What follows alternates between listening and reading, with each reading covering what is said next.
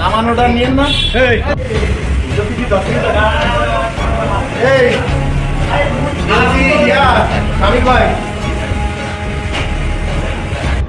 গতকাল বিকালে আমরা গোপন সংবাদের ভিত্তিতে সংবাদ পেয়ে হাতিকাটা বালিয়াপাড়া গ্রামস্থ মালয়েশিয়া প্রবাসী মিজানুর রহমানের বাড়ির আন্ডারগ্রাউন্ডে অনলাইন জুয়ার খেলা চলছে।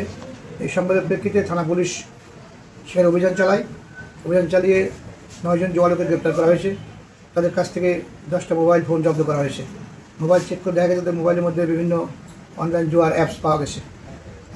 আসামিদের বিরুদ্ধে জুয়া প্রতিরোধ আইনে মামলা নেওয়া হয়েছে। আসামিদেরকে ক্ষতিপূরণ করা হয়েছে। ধন্যবাদ।